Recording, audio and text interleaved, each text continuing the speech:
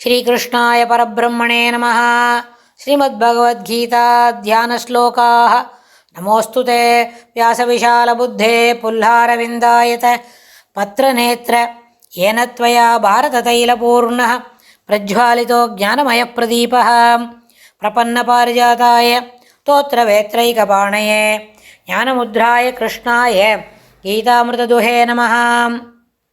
सर्वोपनिषदो गावो दोक्ता गोपालनन्दनः पार्थो वत्सत्सुधीर्भोक्ता दुक्तं गीतामृतं महत्।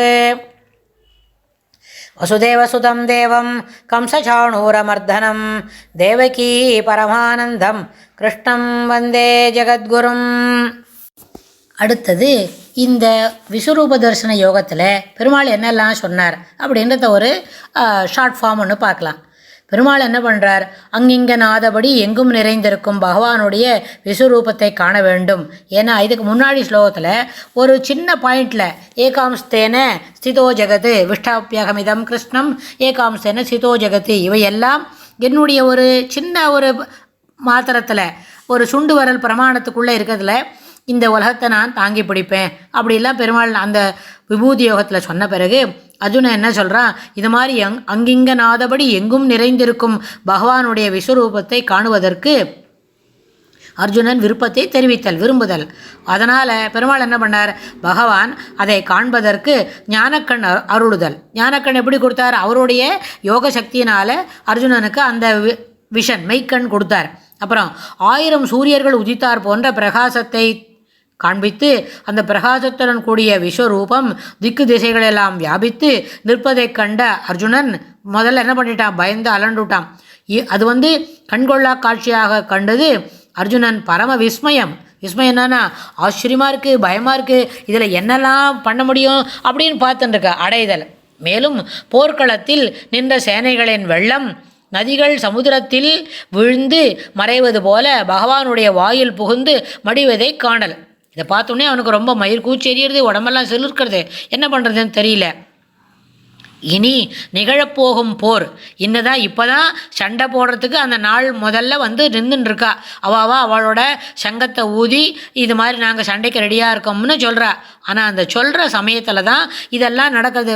அர்ஜுனன் என்ன பண்ணுறான், எப்பா என்னால் முடியாது, ரொம்ப குழப்பமாக இருக்குது, எதிர் சைடில் பார் என்னோடய தாத்தா மாமா வாத்தியார் குரு சகல பேர் இருக்கா, பெரியப்பா பசங்கள்லாம் வேறு இருக்குது, இவாளெல்லாம் நான் போய் சண்டை போட முடியாது, இப்படிப்பட்ட ராஜ்யம் எனக்கு வேண்டான்னு அர்ஜுனன் அப்படியே குழம்பி போய் உக்காண்டதுனால தான் பெருமாள் இதெல்லாம் சொல்ல ஆரம்பிக்கிறார். அந்த சமயத்தில் என்ன நடக்கிறது, அங்கே இந்த இனி நிகழப்போகும் போர் இப்பொழுதே நடந்து முடிந்தது போல ஏற்கனவே நிகழ்ந்தார் போல எதிர்காலமும் சேர்த்து காட்டப்படுது. அந்த விஸ்வரூபத்தில் பகவானுடைய பயங்கரமான ரூபத்தின் கருத்தை உணர விரும்பிய அர்ஜுனனை நோக்கி பகவான் அது தன்னுடைய காலஸ்வரூபம், காலோஸ்மி லோகக்ஷய கிருத்து அப்படின்னு சொன்னார். அது தன்னுடைய காலஸ்வரூபம் என்றும் பூபாரத்தை குறைக்க அந்த வடிவம் தாங்கியதாகவும் கூறுவது.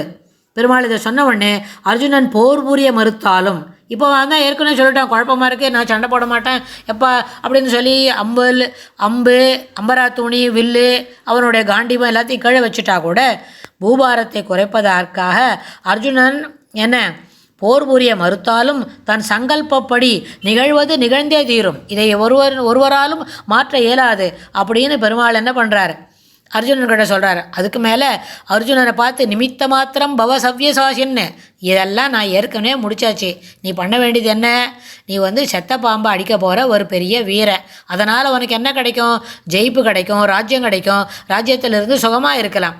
ஆனால் நீ சண்டை மட்டும் போட மாட்டேன்னு சொன்னால் கூட என்னுடைய சங்கல்பத்தாலேயே இது அத்தனையும் என்ன பண்ணிவிடுவேன், இந்த சண்டையை நான் முடிச்சுடுவேன் அப்படின்னு பெருமாள் சொல்கிறார். நிமித்த மாத்திரம் என்றும் கூறுதல். அர்ஜுனன் பயம் மிகுந்தவனாய் பகவானை பலவாறாக துதித்து தான் செய்த பிழைகளெல்லாம் மன்னித்தருள வேண்டும் என்று பிரார்த்தனை செய்கிறான். அப்பா இப்படி ஒரு காலோஸ்மி லோகக்ஷயகிருத்துன்னு பூபாரத்தை குறைப்பதற்காக வேண்டி இப்படி நீ காமிச்ச இந்த உருவத்தை நான் பார்த்த பிறகு இதுக்கு முன்னாடி எவ்வளோ தப்பெல்லாம் பண்ணியிருக்கேன், உன்னை தோல் போல கை போட்டுருக்கேன், உன்னை ஒருமையில் கூட்டிருக்கேன், ஒரு நாள் கூட நீ என்னை பெருமாள்னு நான் உன்னை நினச்சிக்காம என்னோடய அத்தை பையன் மாமா பையன் அப்படியே நான் பழகிவிட்டேன், என்னுடைய பிழைகளை பொறுத்தருள வேண்டும். ஆண்டாள் சொல்கிற மாதிரி சிறுபேரைத்தனமும் சீறி அருளாதே இறைவா கோவிந்தா அப்படின்னு தப்பாக கூட்டுட்டேன், என்னை மன்னிச்சுடு, பறை தாராய் அப்படின்னு ஆண்டாள் கூட கேட்டாள் இல்லையா, சிறு பேர் அழைத்தரும் சீரி அருளாதே, உன்னை மரியாதை குறைவாக கூப்பிட்டுட்டேன்னு தப்பாக நினச்சிக்காதேன்னு சொல்கிறா. அர்ஜுனனும் அப்படி கேட்குறான், பிழைகளெல்லாம் மன்னித்தருள வேண்டும் என்று பிரார்த்தனை செய்கிறது. அப்புறம் உலகை அழிக்க தோன்றிய உருவை மறைத்து 4 கைகளுடன் உலகை அழிக்கும் அழகிய உருவை காட்ட வேண்டும் என்று பிரார்த்தித்தல். உலகை அழிக்கும் அது எப்படி இருக்கும், உலகத்தை காத்தருள வேண்டும், அது ஒரு அழகிய சௌமியமான ரூபம், அதை காட்டுப்பா, இந்த விஸ்வரூபத்தை எனக்கு நிறுத்திவிடு அப்படின்னு காட்டுக்கிறான். பயங்கரமான உருவத்தை கண்டும் பயப்படக்கூடாது. அப்புறம் அதை சந்தோஷமாக விசுவாசமாக அதை பார்த்துக்கணும். அதனால் கூறி பகவான் தன்னுடைய தேவ வடிவை காட்டி அருளுதல். பயங்கரமான உருவத்தை பார்த்தா கூட என்ன பண்ணக்கூடாது, அதை பார்த்து பயப்படக்கூடாது.